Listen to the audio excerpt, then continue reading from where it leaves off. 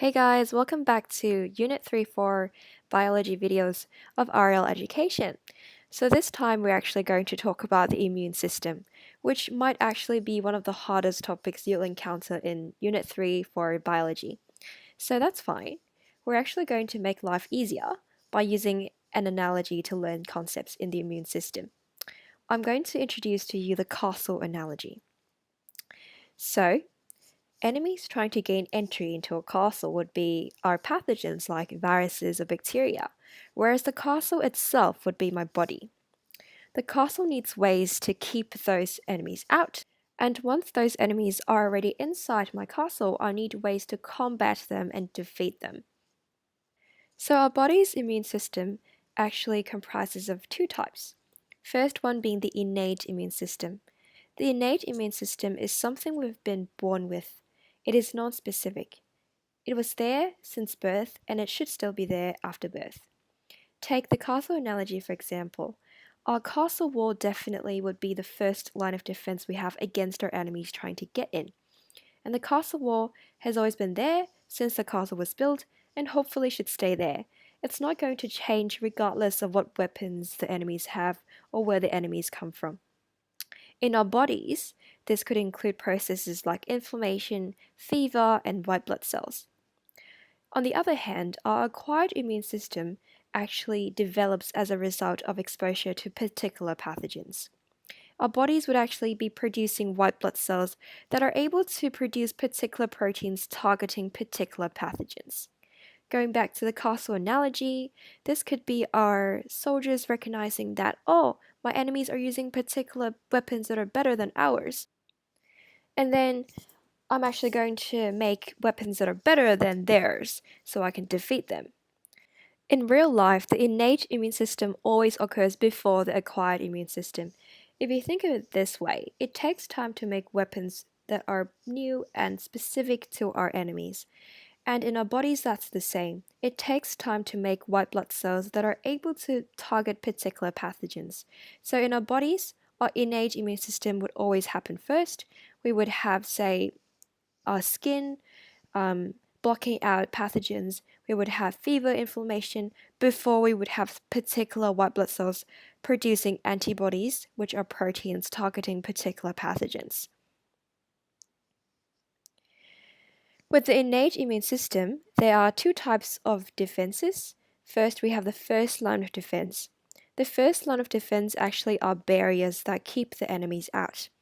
They include physical barriers, chemical barriers, and biological barriers.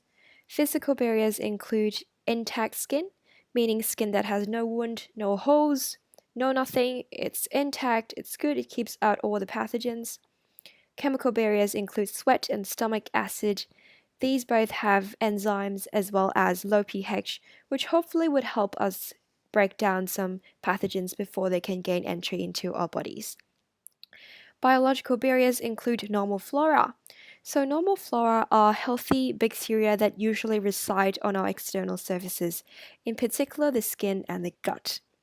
Normal flora is good, usually, because they actually occupy physical space on our external surfaces, so that harmful bacteria can't actually lodge onto our skin to cause infection.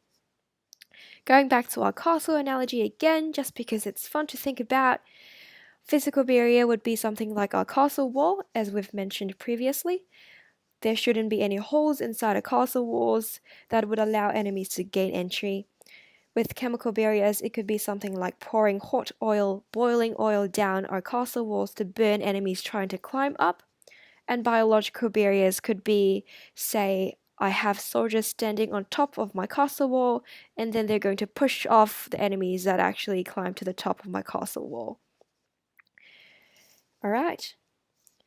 With the second line of defense of the innate immune system, these are actually physiological processes that are able to combat pathogens once they've gained entry into our bodies. So once the first line of defense has been breached, the second line of defense comes into play. These processes include inflammation, fever, complementary protein cascades, as well as white blood cells. And we're going to talk about them one by one. Inflammation is a process characterized by pain, swelling, redness around a wound. Say I've cut my finger, if you touch it, it's going to feel hot, it's going to look swollen, it's going to be red. And this is because I have more blood coming into that area, and I also have fluid accumulation in that area. This actually allows more white blood cells to gain entry to that particular site of an infection and then help to clear out the infection. Using the castle analogy, inflammation could be something like actually recruiting more soldiers to the attacked area of my castle where I have a hole, unfortunately, so that they're able to quickly get to the enemies and kill them before they cause harm. Another example of the second line of defense would be fever. So fever is altering your body temperature set point to a higher level. This allows us to delay the action of bacteria and also gives us more time to recruit more white blood cells. Going back to the castle analogy, this could be, say, I'm actually putting out poisonous gas that knock out my enemies while I try to make my weapons to target them. Complementary proteins are circulating soluble proteins around our blood. They are usually inactive until they're activated by pathogens. Once they're activated, they can do things like holding on to a bacteria and then stopping it from causing harm, or it could be attaching to a pathogen and then telling my phagocytes or macrophages to come and swallow up this particular virus.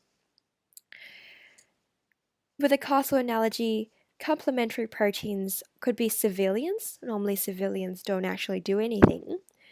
They're protected usually, but say in the case that we have enemies that have breached our castle walls, our civilians might actually contribute to the war by tagging onto our enemies until we actually have soldiers coming and then defeating those enemies. Lastly, we have white blood cells, which are loyal warriors or soldiers. We have different types of soldiers that are good at different things. These would include different cell types like mast cells, neutrophils, macrophages, and natural killer cells. Mast cells actually degranulate, meaning they release granules that are involved in inflammation. Neutrophils are able to release toxic granules that target pathogens and kill them.